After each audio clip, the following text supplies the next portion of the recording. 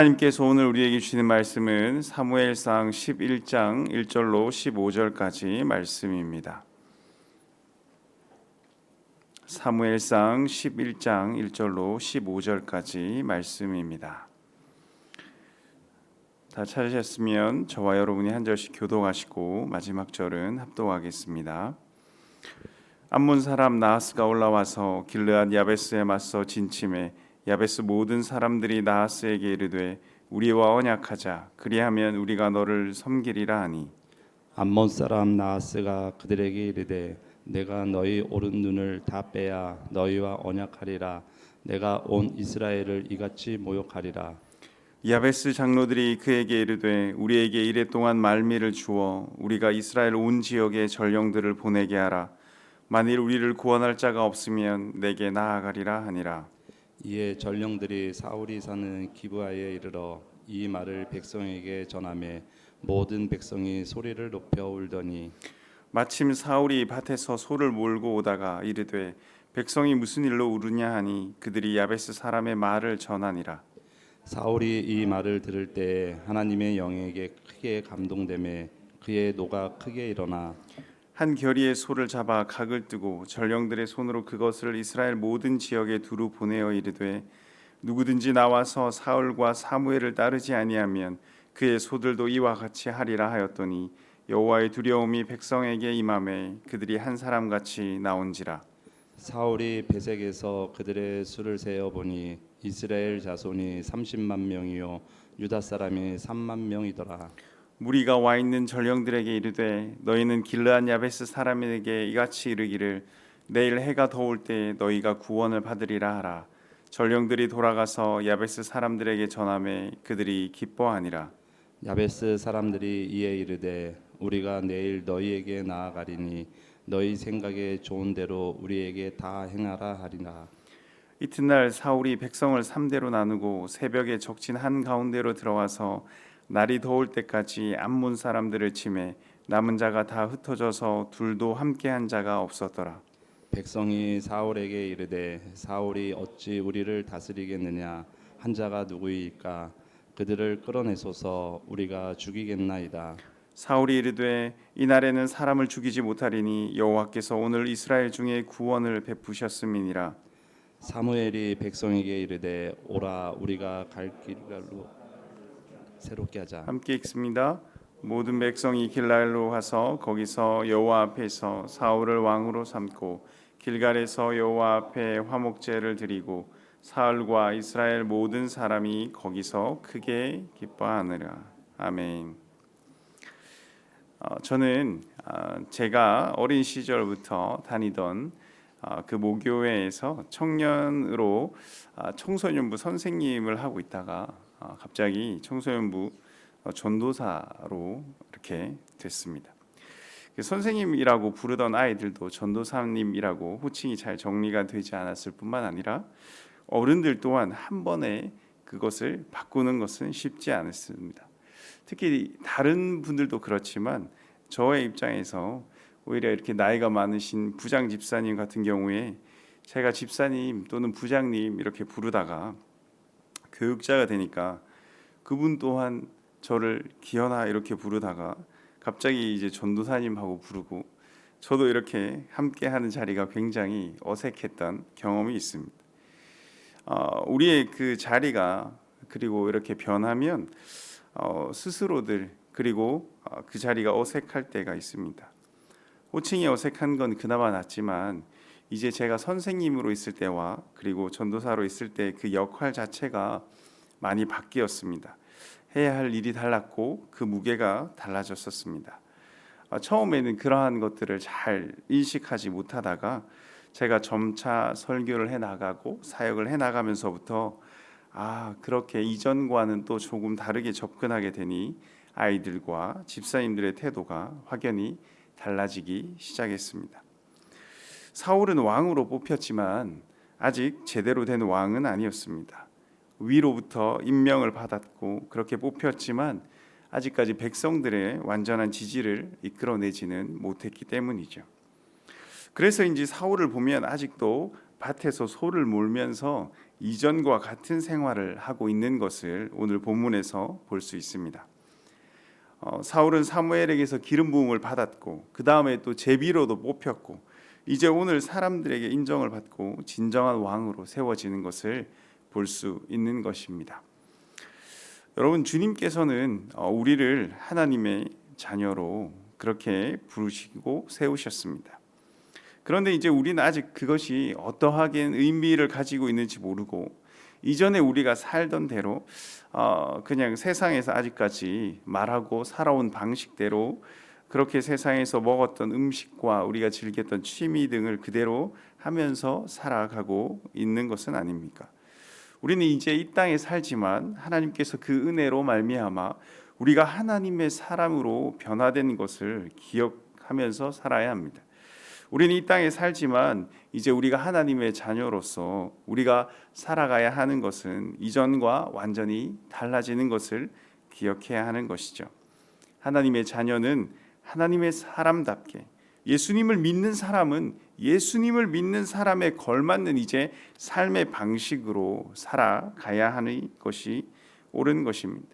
우리가 그리스도의 사랑에 그 우리의 믿음의 터를 굳건하게 잡고 이제 우리가 먹어야 하는 것은 말씀이며 그 말씀을 먹고 우리가 성장하고 그래서 우리가 이 하나님 나라의 가치를 이 세상 가운데 전파하며 우리가 그 하나님 나라의 가치를 우선으로 하면서 우리가 하나님의 시민으로 이 땅에서 살아가는 것이죠.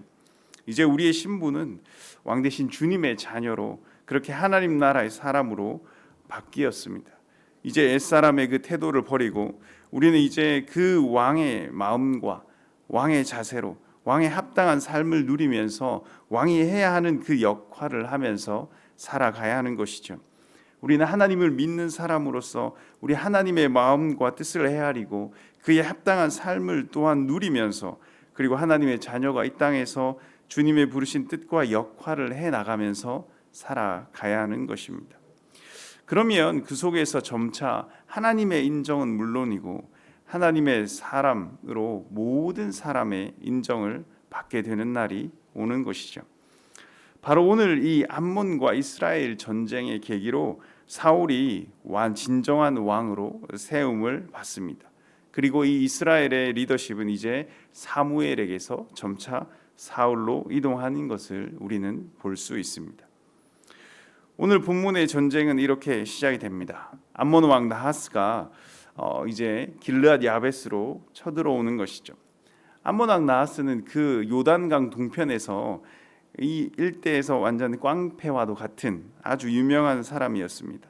다른 동네를 다 괴롭히고 이제 또 이렇게 길르앗 야베스 지역까지 넘보게 된 것이죠. 이 나하스가 야베스를 치려고 하자 야베스 사람들은 조공을 바치겠으니 그냥 좀 봐달라라고 이야기를 합니다. 그러나 이 나하스는 결코 호락호락하지 않습니다. 오른쪽 눈을 다 빼내야 같이 그 언약을 맺겠다라고 이야기하는 거죠. 오른쪽 눈을 뺀다는 것은 단순하게 잔인한 행동을 요구하는 것이 아닙니다. 우리가 보통 이렇게 무기를 들 때 왼손에 방패를 들고 오른손에 무기를 들면 이렇게 방패를 열고 무기를 사용하려고 하면 오른쪽 시야를 먼저 보기 때문에 이 오른쪽 눈이 전쟁에 있어서 굉장히 중요한 역할을 하는 것이죠. 그래서 이 한쪽 눈, 오른쪽 눈을 잃어버린다는 것은 이 군인으로서 설 수 있는 자격을 잃어버리는 것과 마찬가지인 것입니다. 또한 한쪽 눈을 잃어버리면 우리는 거리의 감각을 잃어버려서 제대로 전쟁에 참여하지 못하는 몸으로 되는 거죠. 그렇게 한마디로 이렇게 전쟁 군인으로 살 수 없는 몸을 만든 이후에야 조약을 맺겠다라는 것이죠. 야베스 장로들은 이것을 받아들일 수 없었습니다.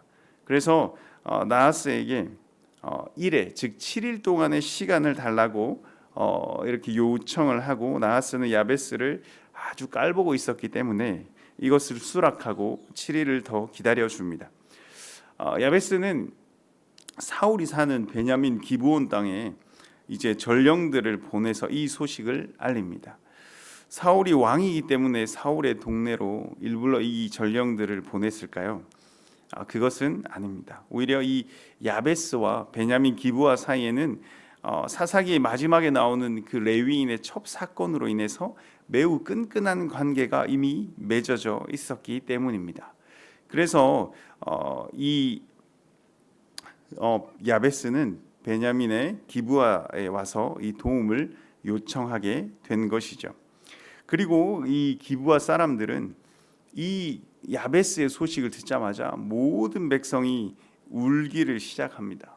그리고 거기서부터 이렇게 사람들이 슬퍼하는 것을 봅니다. 이것이 굉장히 두 도시 사이가 굉장히 끈끈하게 연결되어 있다는 것을 우리가 알 수 있습니다. 이전에 그 사사기의 마지막에 레위인의 첩 사건으로 인해서 베냐민 지파가 거의 이렇게 사라질 지경이 되었는데, 그 베냐민 지파가 사라질 때 사람 이스라엘 지파에서 그 베냐민 길랏 야베스의 사람 처녀들을 몇백 명을 데리고 와서 베냐민 지파와 결혼을 시킵니다. 이것을 보면서 베냐민 지파 사람들에게 야베스 사람들은 이제 어머니의 도시였던 것이죠. 거의 외가에 해당되는 매우 가까운 사람들이었습니다. 그래서 이 전령들이 안타까운 소식을 전했을 때 기브온 백성들은 모두 소리를 내어서 울게 되고, 이 소식을 들은 사울 또한 굉장히 슬퍼하고 분노하게 되는 것이죠. 그래서 이 사울은 자기가 그 순간 분노하고 하나님의 영에 감동되어서 이스라엘 전역에 군인들을 불러 모읍니다. 그렇게 군사들과 함께 이제 군사들을 이스라엘 전역에서 불러 모아서 이제 암몬 왕 나하스에게 전쟁을 하러 갑니다. 약속된 7일째 날이 되기 전에 하루 전에 이 군대를 세 개로 나누어서 새벽에 나하스를 공격합니다. 당황한 나하스는 제대로 반격도 해보지 못하고 대패를 하고 맙니다. 이 승리를 계기로 사울은 백성들의 많은 신임을 얻게 되죠. 백성들이 그를 높이자 사울은 여호와께서 오늘 구원을 베푸셨다라고 말하면서 주님 앞에 겸손하게 모든 영광을 돌리는 모습까지 볼 수 있습니다. 사울은 굉장히 왕으로서의 합당한 모습을 오늘 잘 보여주고 있습니다. 사울이 이렇게 모든 일을 감당할 수 있고 함께 이것을 승리를 가져올 수 있었던 이유는 사울은 하나님의 영에 감동되었기 때문이죠. 하나님의 영에 감동된 사람은 그 이전의 자기 자신이 아닌 것입니다. 사울을 보면 주저주저하고 뒤로 숨고 이것을 겸손하다라고 표현할 수 있지만 어떻게 담대하거나 용맹한 모습을 보여주지 못했던 사울이 오늘 그 소식을 듣고 소를 잡아서 이스라엘에게 각각 보내고 결단을 요구하는 모습, 그리고 적진의 한가운데로 들어와서 그 승리를 이끄는 그 리더의 모습은 우리가 알던 그 사울의 모습이 아니었습니다. 그것은 오직 하나님의 영에 감동되어서 그 이전에 가졌던 공포와 두려움, 그리고 그렇게 소심하던 그 모습이 아니라 하나님 속에서 하나님이 자신의 백성을 사랑하는 그 리더의 마음으로, 그 왕의 마음으로 그 백성을 구원하고자 자신의 모든 것을 던져 넣는 그 예수 그리스도의 그런 마음으로 이 사울이 오늘 이 백성들에게 구원의 승리를 안겨주는 것입니다. 이렇게 우리가 성령으로 충만하게 살아가는 삶은 이전에 우리가 사는 삶을 완전히 다르게 만들어 줍니다.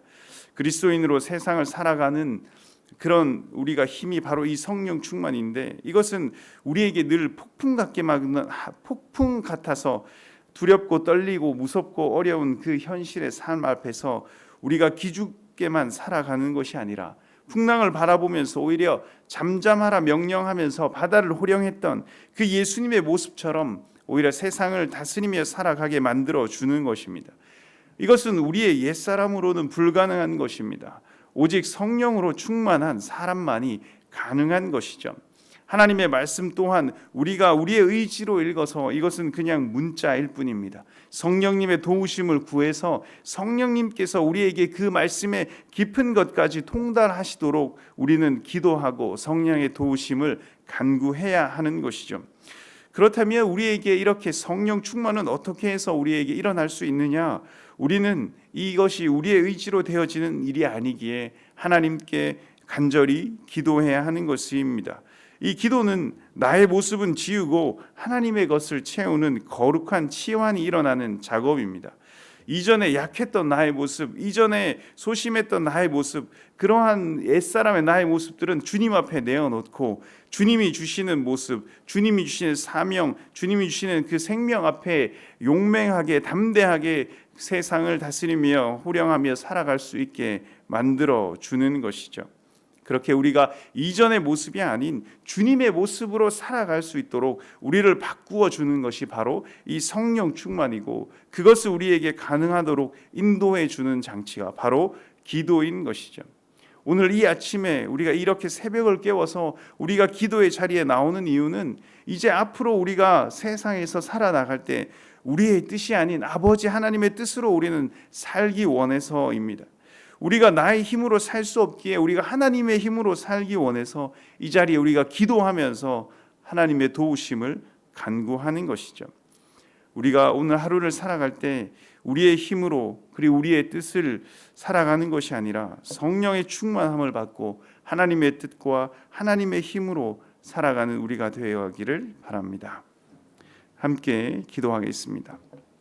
하나님 아버지, 감사합니다. 주님께서 우리를 구원하셨습니다. 주님께서 우리를 죄에서 건져주시고, 하나님 우리를 노예에서 건져주시고, 우리를 하나님 그 어둠에서 건져주셨을 때 하나님 아버지께서 우리를 이제 왕의 자녀로 하나님의 사람으로 이 땅에서 빛 가운데 살아가도록 인도해 주셨습니다. 하지만 하나님, 우리는 아직 그것을 잘 알지 못하고 이전처럼 살아가는 어리석은 우리의 삶을 살아가고 있음을 주님 앞에 고백합니다. 하나님 아버지, 우리는 우리가 그것을 이렇게 알고 우리의 지식으로 살아가고자 하지만 하나님, 우리의 지식으로 하나님 우리의 이 세상을 이기며 살아가기에 너무나 벅찬 것이 현실입니다. 하나님, 우리의 사람으로 하나님 우리의 모습으로 우리의 뜻과 우리의 힘으로는 하나님 도저히 살아갈 수 없습니다. 하나님, 우리는 아버지 하나님의 힘을 힘입어 하나님의 성령의 힘을 힘입어 하나님의 영을 우리에게 날마다 감동시켜 주셔서 하나님 우리가 성령으로 이 땅을 하나님의 뜻과 하나님의 힘으로 살아갈 수 있도록 주님, 우리 날마다 우리에게 함께하여 주옵소서. 주의 성령으로 그리스도의 영으로 우리를 채워주시고 우리와 함께하여 동행하여 주시옵소서. 그래서 날마다 우리가 이 세상을 살아갈 때 하나님, 폭풍 같은 현실 앞에 부들부들 떨면서 무서움에 공포에 질려서 하나님 어렵게 힘겹게 살아가는 것이 아니라 정말 바다를 다스리고 폭풍을 호령하던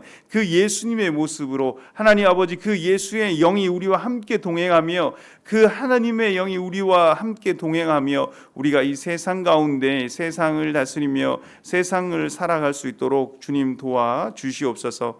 하나님 아버지, 지금 오늘 우리의 다음 세대들이 하나님 그렇게 하나님의 사람으로 자라나기를 원합니다. 하나님, 오늘 또한 소년부와 청소년부에 하나님 수련회가 있습니다. 하나님께서 함께하여 주셔서 그 아이들이 정말 온전히 하나님의 사람으로 하나님 이렇게 말씀과 그리스도의 사랑과 하나님의 성령으로 살아갈 수 있는 귀한 아이들이 될 수 있도록 주님 인도하여 주시고, 하나님 아직 입시가 마무리되지 않은 우리 청소년들이 주님께서 기억하여 주셔서 하나님 주님께서 선하신 결과로 인도하여 주시옵소서. 성령 하나님, 지금 우리가 주님 앞에 간구합니다. 하나님 아버지, 육신의 질병 앞에 주님 힘겹게 싸우고 있는 희나를 비롯한 우리의 모든 성도님들을 기억하여 주셔서 하나님 주님의 치유하심과 주님의 힘과 주님의 은혜로 하나님 그 깊고 넓은 주님의 은혜가 우리와 함께하고 있다는 그 사실이 우리 가운데 온전히 믿어짐으로 인하여 하나님, 우리가 그 어려움 앞에 하나님 그 아픔 앞에 하나님 우리가 좌절하고 실망하는 것이 아니라 우리가 하나님을 붙들고 하나님과 함께 그 소망 속에서 그 시간들을 이겨갈 수 있도록 주님 도와 주시옵소서. 성령 하나님, 선교지의 여러 가지 힘든 건강의 아픔과 또 하나님 아버지 그 태풍으로 인하여 어려움을 당하는 모리셔스와 주님 하나님의 도우심을 간구하고 있습니다. 성령 하나님께서 함께하여 주셔서 하나님 선교지에서 선교사님들이 사역할 때마다 성령 하나님께서 또 채워주시고 성령 하나님에서 성령의 힘으로 날마다 동행하여 주시옵소서. 하나님 아버지, 우리가 오늘을 살아갈 때도 날마다 주님의 의지합니다. 주님의 뜻과 주님의 힘으로 살아가도록 인도하여 주시옵소서. 이 모든 말씀 우리 구주 예수 그리스도의 이름으로 기도합니다. 아멘.